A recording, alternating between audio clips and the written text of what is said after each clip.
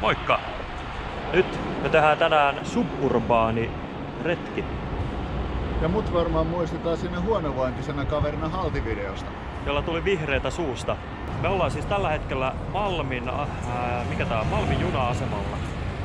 Ja meidän tavoite on päästä Tuusulaan. Reitti on sitten semmonen osittain kaupunkia, osittain metsää ja onpa siinä Vantaajoen ylityskin. Toivottavasti löydetään joku silta tai sillaksi kelpaava.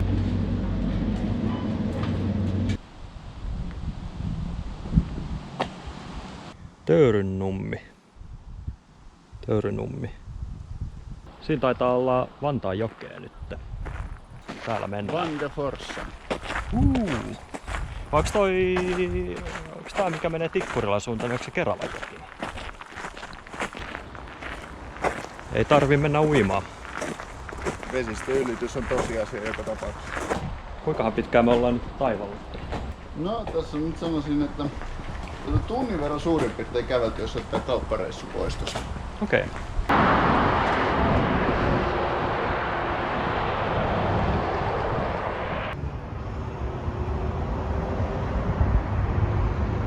Tämmönen kiva polku löytyi tästä Kylmäojan vierestä ja nyt me mennään tätä noin 3 kilsaa pohjoiseen päin. Kuitenkin joku reitti me löydetään, mehän ollaan jalankulkijoita. Juuri näin.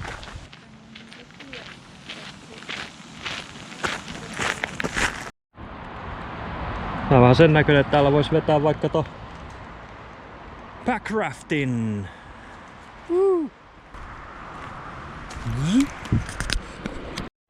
Tässä on 5 kulma. Point of no return. Jos me tästä jatketaan, niin meillä on joko ravintola El Paso, tai sitten me vaan pidetään tähtäin määränpäässä. Mennään tonne. Ja taas ylitetään Kylmäoja. Ei näy kalaa. Me ollaan saavutettu lentokenttärata. Vanhan rokkikarhun jäänteet ovat lähempänä kuin uskomme. Siellä on viimeisin Grotesque-gallerin keikka vedetty. Kylmäoja taitaa olla nyt muuttunut tommoseksi tosi kämmäiseksi puroksi. Sitä seuraillaan. Meillä olisi kaupan tarve. Mutta 6 kilometriä seuraavaa Alepaa. Tunti. Olisiko meidän sittenkin pitänyt vaeltaa vaikka Espooseen? Ai. Sitten vähän juomataukoa.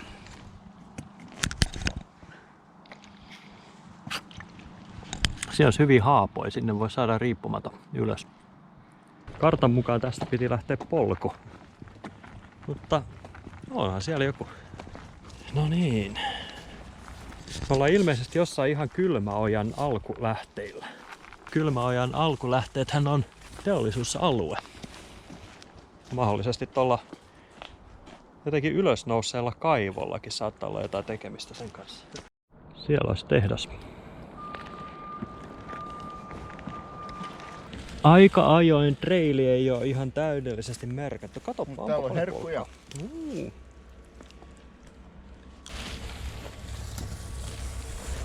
Alumiinitehtaan vieressä mustikat maistuu parhailta.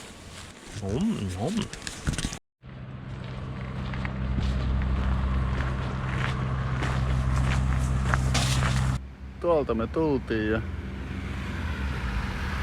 tonne me mennään.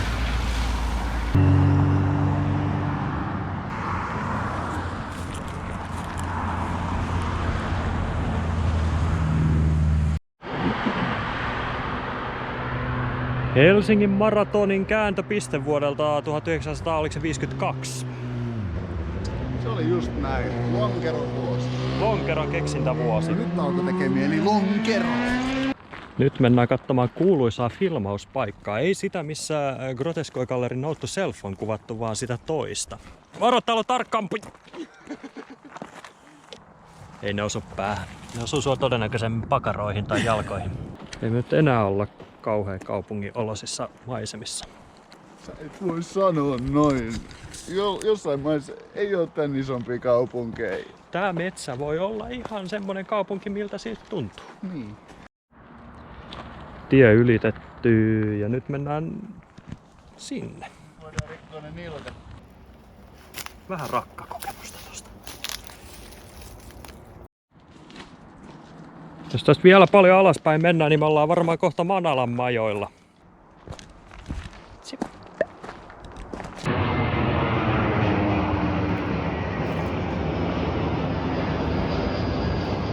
Irti vähän kontekstista. Mutta nyt alkaa olla semmonen juttu, että meidän pitää löytää autiotupa ja hankkia pizzaa. Tai sitten ihan vaan pizzeria. Suburbaani heimo. Suht urbaani. Eikä ole yhtään lukittua pelkkää pyörärengasta. Riha. Nyt toivotaan, että saatais pizza. Hyvä äijät. Nyt on.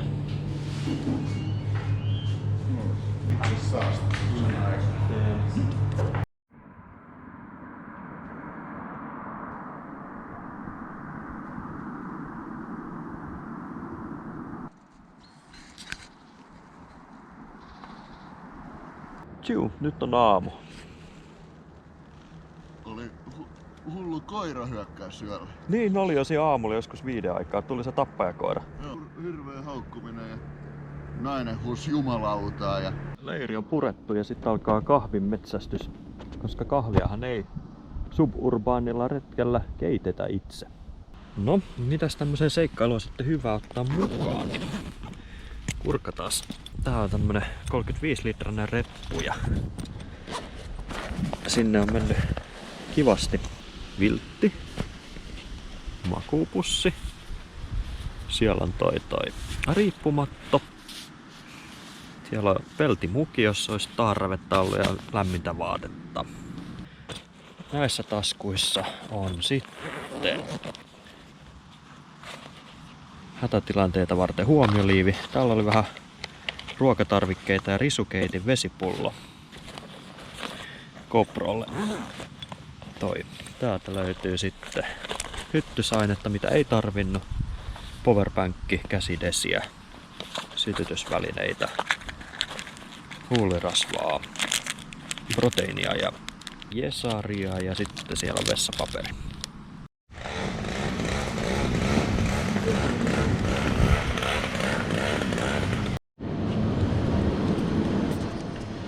Aamukahvin aika. 10 irtopulloa, aika paljon.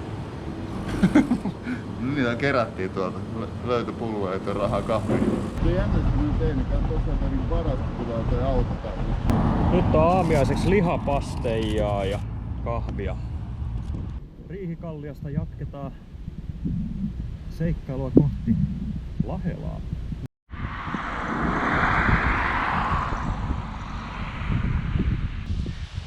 Enää tässä ei tehdä samanlaisia rohkeustestejä kuin 90-luvulla, että rekka ajaa yli tuosta puusillasta, kun skidit on siellä alla testaamassa omia hermoja.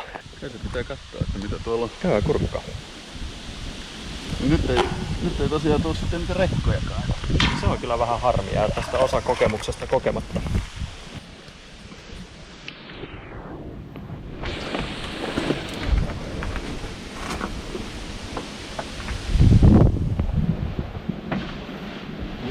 Tossa asuu se Joni, jolla oli vihaiset koirat. Aitan on vielä. Aidasta tolpat jäljellä ja porttiin vähän. Keltainen on muuttunut harmaaksi. Sitten omenapuiden tilalle on tullut tää valkoinen talo. Oliko se Niilo, joka asui tässä? RX-10 oli suurin piirtein tuon roskiksen harmaan roskalaatikon kohdalla. Siellä se Niilo istui siellä autotalossa ja joi pullo olutta. Vanha kunnon leikkimökkiä. Jos tulee Ruotsin kylästä päin ja ajaa autolla, niin kannattaa ihan täysi tai nopeusrajoitusten puitteissa, koska kaikki muu olisi tosi laitonta. Niin tuolla toisella puolella tulee semmoinen vuoristorata fiilis, kun se kääntyy tuohon alamäkeen. Tää on vähän ehkä lipsahtanut tästä suburbaanista tämmöiseen enemmän niin kuin countrysideen tää vaellus.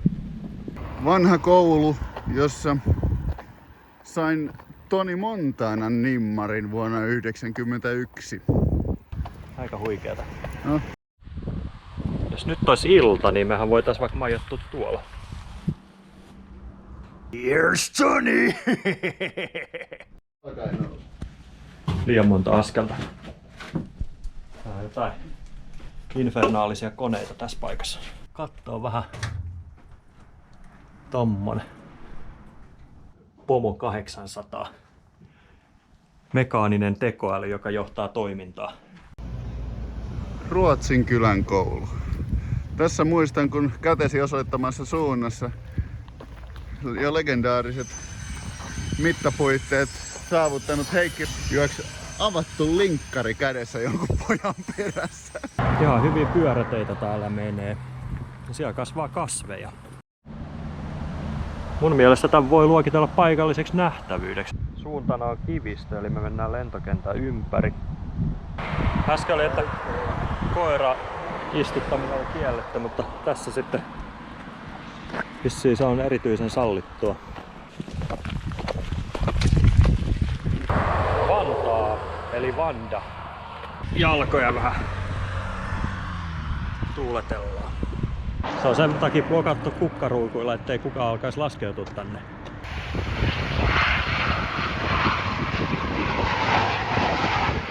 Oscar Hotel, Alfa Tango Kilo. Päämääränpää on siellä. Loppukiri. Oliko se tonne päin? On. Oh.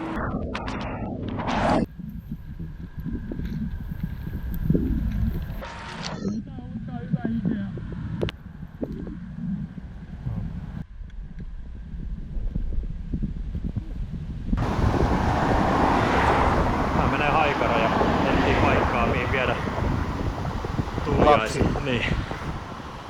Hei, katsotaanko mitä boksissa on? Ei me voi, se on äiti. Jätetään se vaan kotiin. Lähtevät ja saapuvat salaiset kohteet. Tämmöseen. Ollaan taas ihmisten ilmoilla, vaikka ei tässä kauhean pitkä matka tonne metsäänkään. Ja siinä on meidän lounaspaikka. Todella myöhäinen lounas, kello on 4:30. Lasagnea. Pizzaa. Eloisaa kaupunginomaista toimintaa täällä entisessä metsässä. Ja nyt matkan statseja, koska me ollaan nyt tavallaan niin kuin saavutettu päämäärä. Eilen oli 22 kilsaa. Tänään on myös 21,5 kilsaa, eli niin kuin suurin piirtein samat. Tosi paljon askelia, 27 500, eilen oli 30 000. Ehkä siellä on vähän eri tahtisia ollut sitten juttuja. Takapuhkeita hellii tää sää. Kyllä, nyt tuntuu siltä, että on jaloilla tullut tehtyä jotain.